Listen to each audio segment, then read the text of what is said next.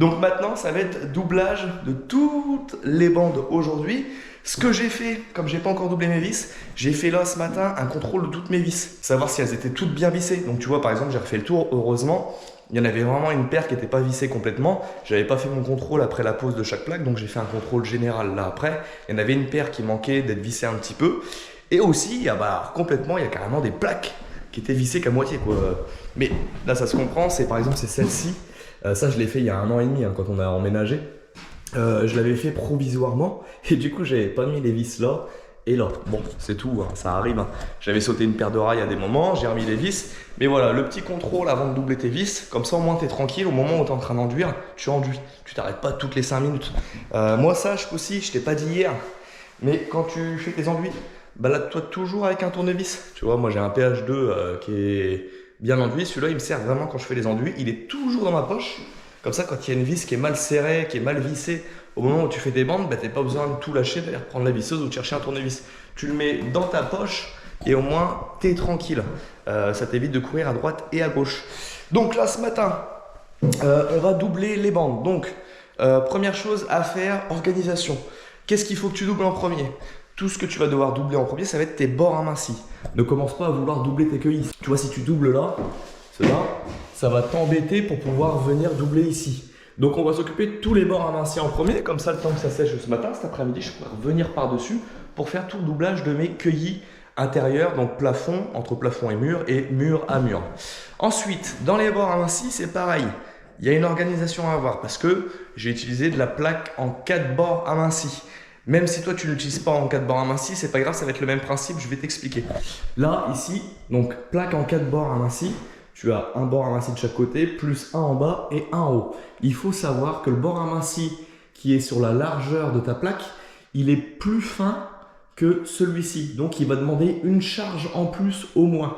Donc, le but, ça va être de commencer à faire tous les bords amincis les plus profonds. Tu vois, ici, et du coup, idem sur les plafonds. Tous les petits bords amincis en plus, là, etc. Sur toutes les largeurs de plaque, je les fais en premier. Comme ils vont me demander une charge en plus d'enduit, et ben je les fais là. Comme ça, je fais tous mes bords amincis comme ça, partout sur les plafonds, etc. Et ensuite, je pourrais revenir recharger et ben ceux dans l'autre sens parce que celui-ci sera sec et je vais pouvoir me faire une bande complète comme ça. Voilà, c'est pareil, ça c'est de l'organisation. Si tu veux travailler vite, tu n'es pas obligé de courir. Il suffit simplement d'être bien organisé si tu veux pas perdre ton temps. Parce que si moi je fais cela en premier et que je fais cela en deuxième, vu qu'il me demande une couche en plus, la dernière passe que je vais mettre celle-ci, mais je vais être obligé d'attendre que celle-ci sèche pour repasser par-dessus. Tu fais attention à tes temps de séchage par rapport aux éléments que tu fais. C'est ça qui va t'indiquer l'organisation de ta journée en fait. Moi, c'est ce que je fais sur mes chantiers quand je fais du carrelage, de la peinture, etc. etc. Je regarde, tiens, qu'est-ce qu'il faut que je fasse en premier pour pas être embêté cet après-midi ou vice-versa. Donc ça, voilà. Qu'est-ce qu'on va utiliser comme outil? Encore une fois, ça va être des outils là que je vais utiliser. Ça va être plus de la curiosité pour toi à voir. C'est des super beaux outils, ça marche très bien. Mais l'investissement pour toi, sauf si tu es jointeur ou plaquiste et jointeur, oui, là, ça vaut le coup. C'est un gain de temps énorme. Si tu fais qu'une pièce de temps en temps, non, c'est pas utile. Donc, on va utiliser toujours la pompe. Donc la pompe, je ne l'avais pas la dernière fois pour remplir la boîte. Je la remplissais à la seringue. Je ne sais pas si tu te rappelles dans la chambre des garçons. Ce qui fait que c'était une grosse galère. Donc maintenant, j'ai la pompe. J'ai la boîte de charge. Donc ça, c'est ce qui va me permettre de charger tous mes bords amincis. Je vais appliquer ma boîte le long du mur avec de l'enduit dedans. Je vais appuyer. En descendant, ça va me charger. Et après, j'aurai plus qu'à mettre un coup de parfaite lisse. Tu vois. Là, j'ai ma boîte. Donc, j'ai une réduction de boîte à mettre ici pour faire déjà une première charge plus petite. Je vais pouvoir venir avec la parfaite lisse la racler et avec la perche. Comme ça, je ne vais pas avoir besoin d'escabeau, sauf ici parce que la pièce est très haute. Et toutes les autres pièces, je vais pouvoir faire tout du sol, les plafonds, les murs, parce que je vais m'aider des perches. Donc ça, c'est ce qu'on va utiliser pour faire les bords amincis ce matin. Donc, et après, pour les vis, j'ai acheté une boîte de charge spéciale pour les vis. Donc là, on est sur du Columbia. Hop, le manche. Et tu vois la boîte juste pour pouvoir charger mes vis. Donc pareil, un outil qui va nous faire gagner quand même pas mal de temps. Et là, la pompe pour charger mes angles. Donc tu vois, c'est une grosse seringue avec de l'enduit dedans. Et là, avec les petites roulettes, je vais pouvoir charger en enduit tous mes cueillis et après revenir avec le même petit platoir en angle pour lisser tout simplement l'enduit et faire un angle nickel sans besoin de faire un côté, attendre et puis faire l'autre. Donc voilà, là c'est tout ce qui va se passer. Donc écoute, je m'occupe de ça. Je vais déjà charger tout cela comme je t'ai expliqué. Je te montrerai après sur les bandes un peu plus simples comment faire. Voilà, allez c'est parti.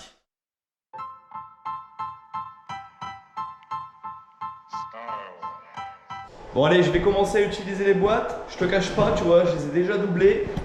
Là et là, celle-ci, je les ai doublées à la lisseuse à la main. Je me sentais pas chaud à cette hauteur-là de le faire à la boîte et à côté horizontal. J'avais vraiment peur d'en foutre partout et que ça serve à rien. Je pense que j'ai pas encore assez la maniabilité pour les prendre comme ça sur l'escabeau, etc. Donc je préférais faire attention et le faire à la lisseuse. Ensuite, donc là je vais utiliser ma boîte. Et ce que je peux te donner un conseil, c'est si jamais tu viens utiliser ce type d'outil là, mets un petit coup de WD-40 dedans. Tu vois là c'est un lubrifiant à sec, histoire de faciliter ton nettoyage à la fin, parce que forcément ben, c'est super ces outils là, mais c'est forcément un peu plus chiant à nettoyer qu'une lisseuse et un couteau, hein, c'est logique. Hein. Donc un petit coup, hop, un petit coup partout à l'intérieur. Comme ça permettra que ton enduit n'accroche pas trop dedans. Et ça te facilitera quand même vraiment beaucoup le nettoyage. Donc voilà, petit conseil, tout le monde a un peu de WD-40 chez soi. Enfin, beaucoup de monde, hein, c'est un peu le produit qu'on a tous dans le garage. Donc voilà, ça coûte rien d'en mettre, un petit coup, et on est tranquille.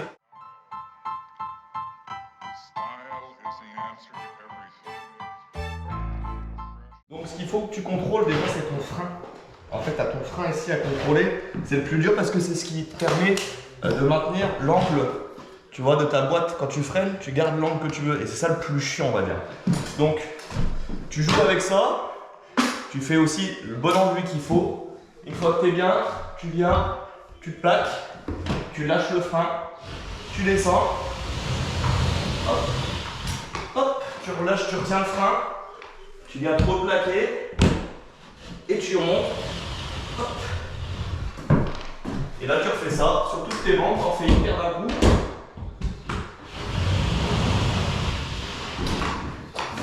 Quand il y en a plus, ben, forcément t'en remets dans la boîte.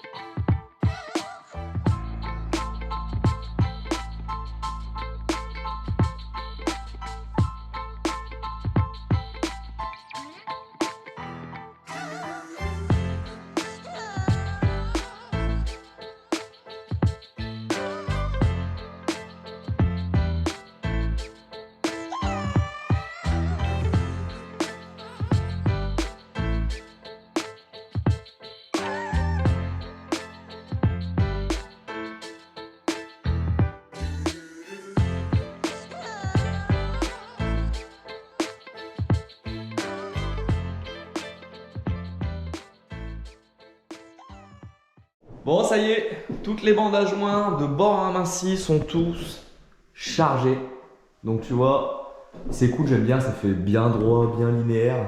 Je trouve que ça fait du travail super propre, contrairement à quand on le fait à la main, ça fait toujours des vagues comme ça. Alors ça change pas grand chose parce que tu l'as au ponçage, mais je trouve que pour les yeux, esthétiquement, ça fait super plaisir à voir.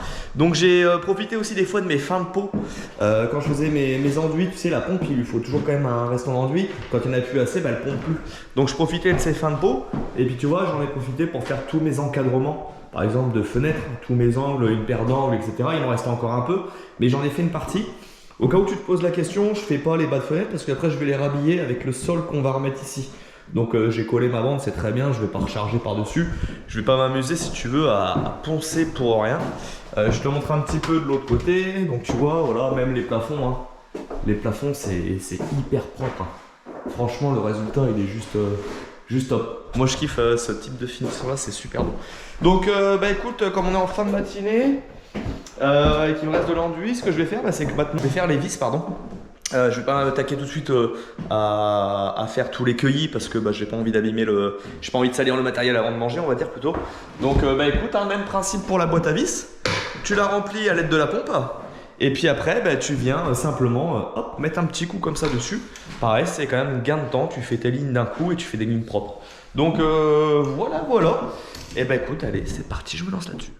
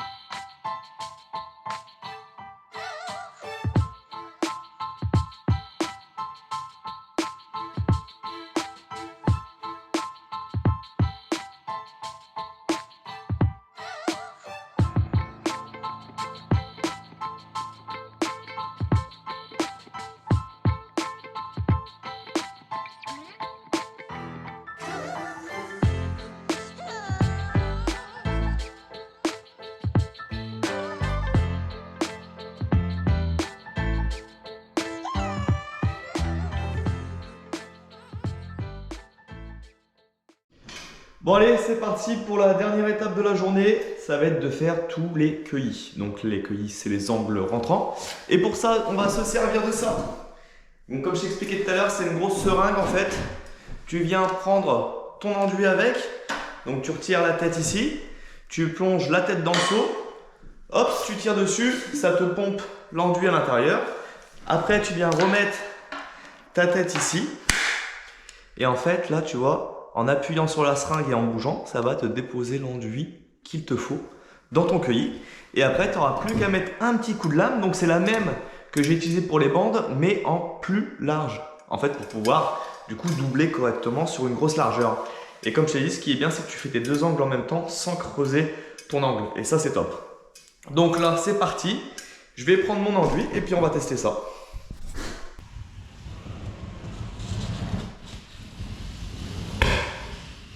Hop, tu appuies en descendant. Ensuite, tu prends ta petite lame. Tu te mets bien dans le coin.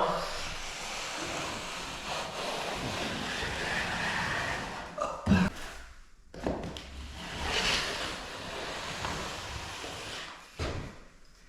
Et là, tu vois, tu as un angle qui est doublé nickel.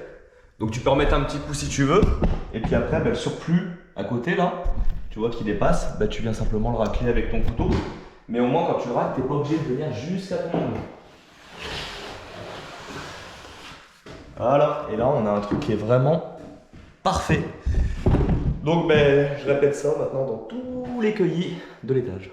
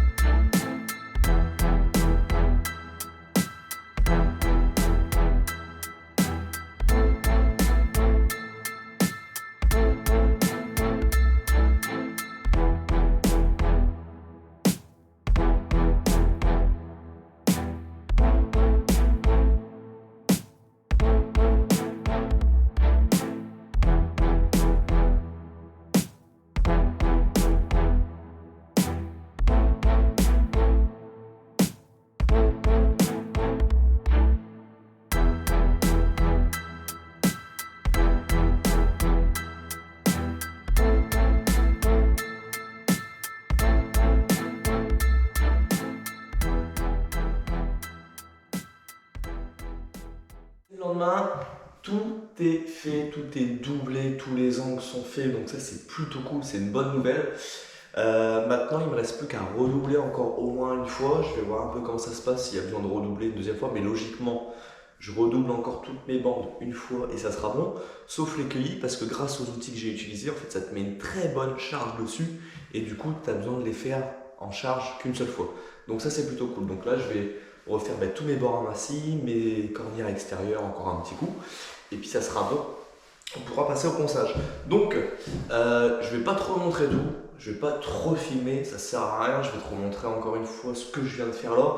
Pour le coup, il n'y a rien à apprendre, il n'y aura pas d'utilité pour toi.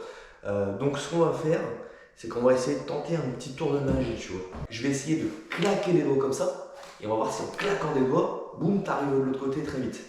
Donc, on tente 1, 2. Excuse-moi, c'est peut-être le mauvais doigt. Non? Attends, on retente. Ah!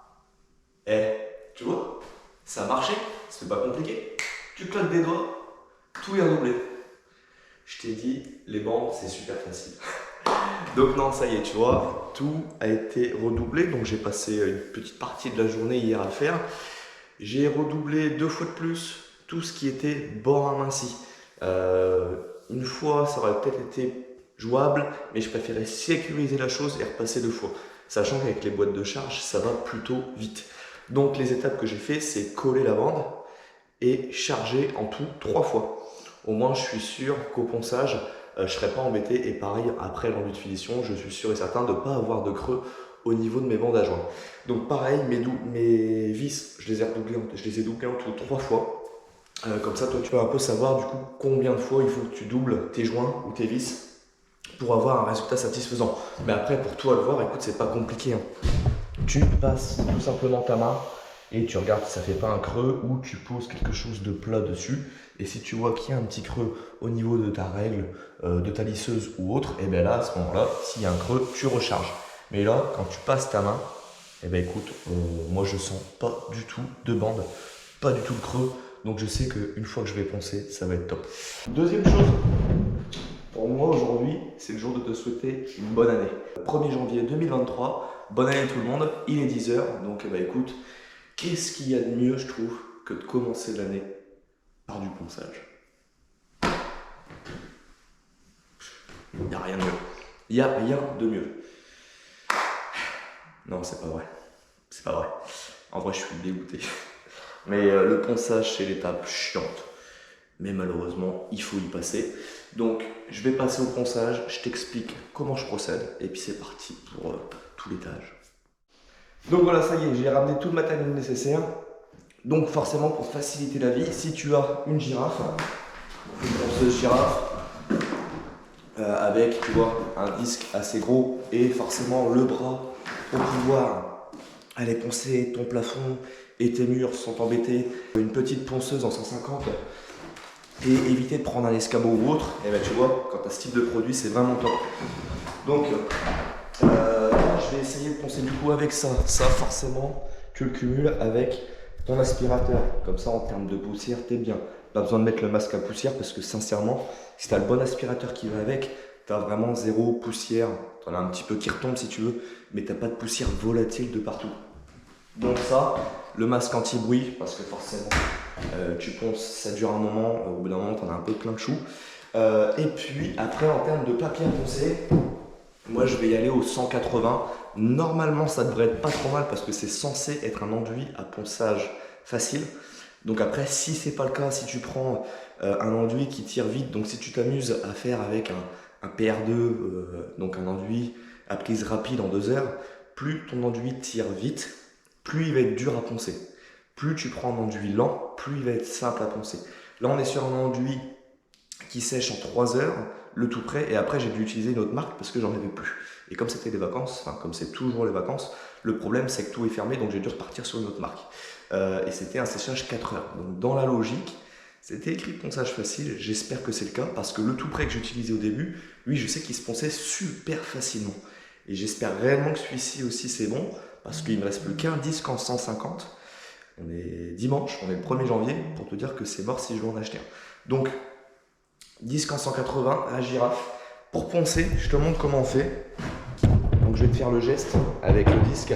Tu viens prendre ta ponceuse, tu te mets axe, en gros, tu axes ta ponceuse par rapport à ton trait de fin de bande, là, de fin de collage de bande. Hop, et tu viens poncer comme ça, au milieu. Tu répètes la même chose de l'autre côté. Tu taxes à peu près par rapport à la fin de ta charge, histoire de te dégrader comme ça. Et après, tu viens finir. Après, tu viens tout simplement finir au milieu. Et tu viens poncer avec ta ponceuse comme ça. Voilà. Ça, c'est un petit conseil. Ça marche très bien en faisant comme ça. Donc là, bah écoute, n'hésite pas à faire cette technique-là et tu verras, ton ponçage devrait bien se passer. Après, pour savoir comment faut poncer jusqu'à où, bah ça va être à ton œil de le voir et au toucher aussi. Le but, c'est pas de recreuser les bandes que tu as chargées, sinon ça n'a aucune utilité.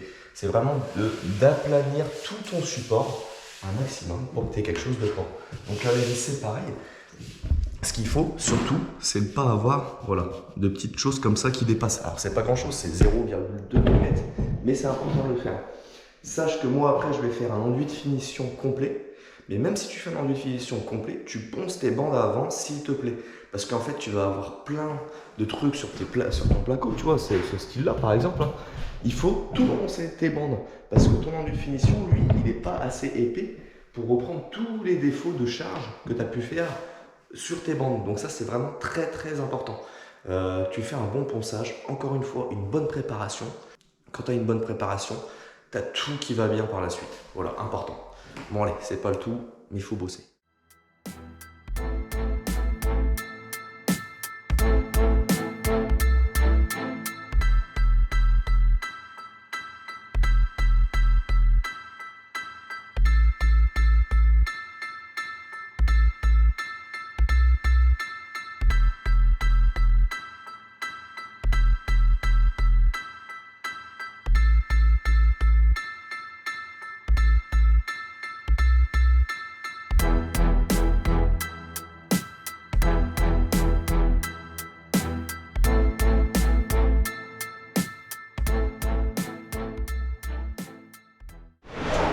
Bon, ça y est, comme tu as pu voir, tout a été poncé, Valentin. Et là, aujourd'hui, on va pouvoir faire les enduits de finition à deux.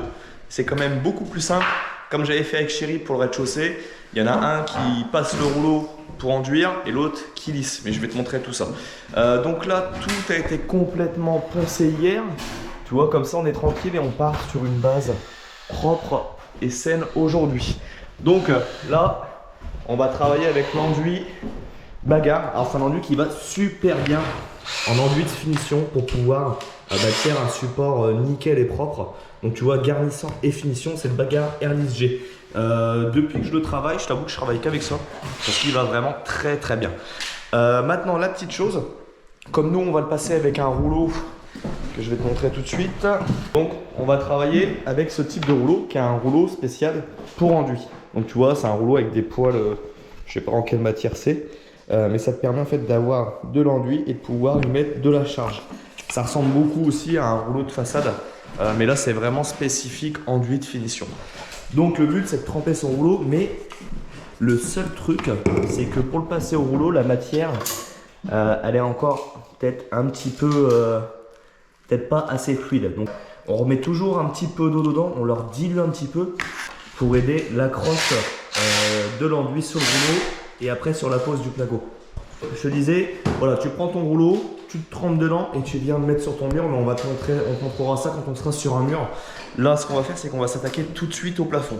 Donc pour cet enduit de finition, ce que tu vas avoir besoin, c'est de forcément un bon enduit de finition. Contrôle bien que ce soit un enduit qui se ponce bien. Avant, j'utilisais le Knauf et le Knauf était très très bien. Sauf qu'au ponçage, il était vraiment trop fragile et du coup, tu pouvais même limite avoir des rayures du papier à poncer. Ça, c'était pas tip top. Donc là, j'utilise celui-ci maintenant qui va très bien aussi, surtout pour le ponçage après.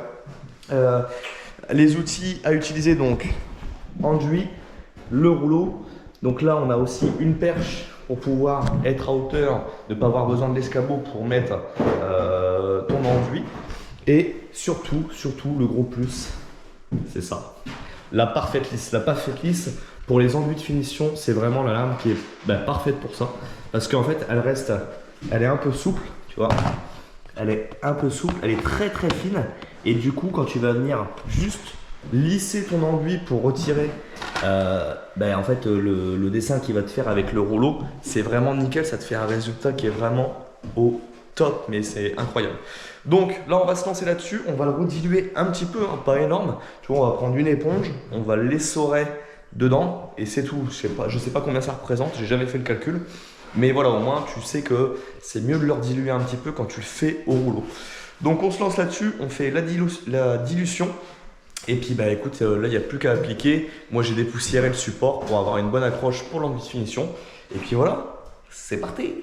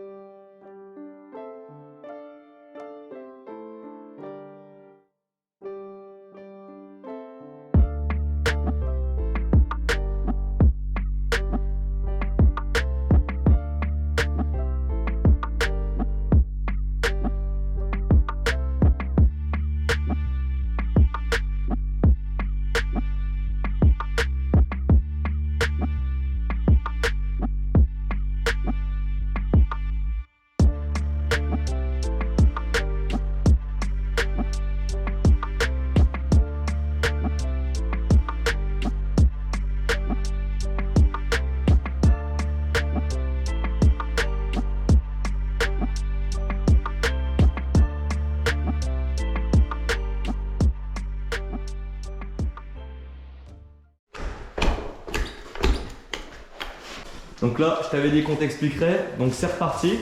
On a fait le plafond et j'ai oublié de ramener la caméra. Mais c'est tout, c'est pas grave, c'est exactement le même principe pour les murs.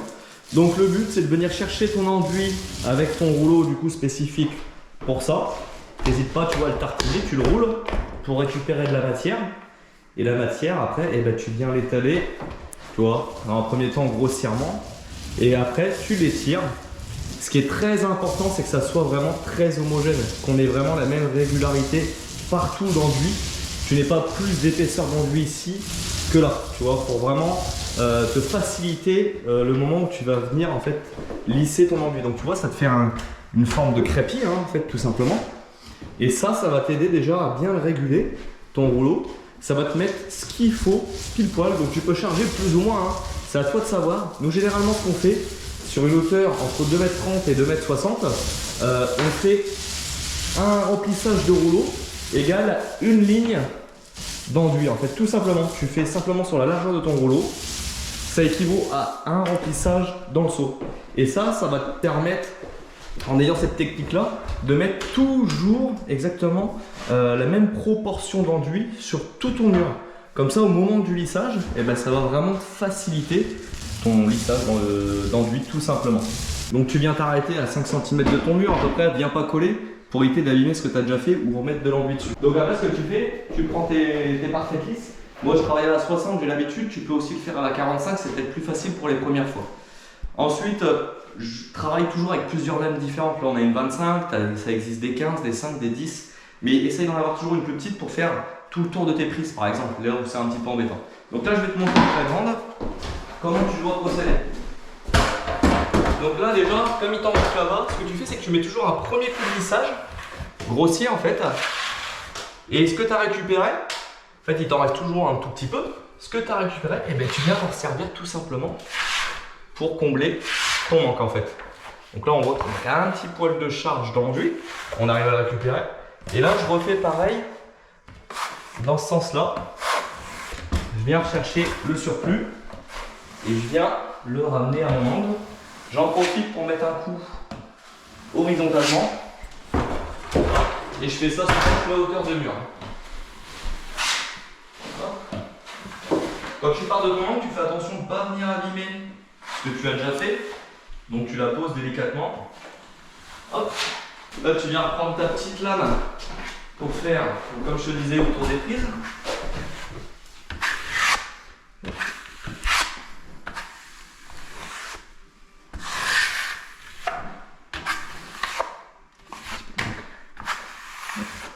Et là, tu as déjà un premier passage de fait qui est plutôt grossier.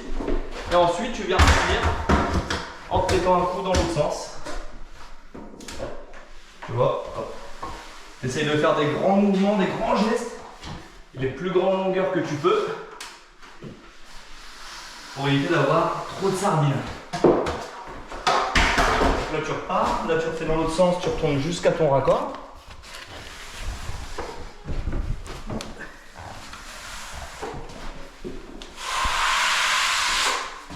Et là tu sais comment lisser. Donc là le plus embêtant ça sera toujours le premier endroit où tu as tous tes angles. Là je vais venir reprendre ma petite parfaite lisse et je vais venir refaire tous les petits détails.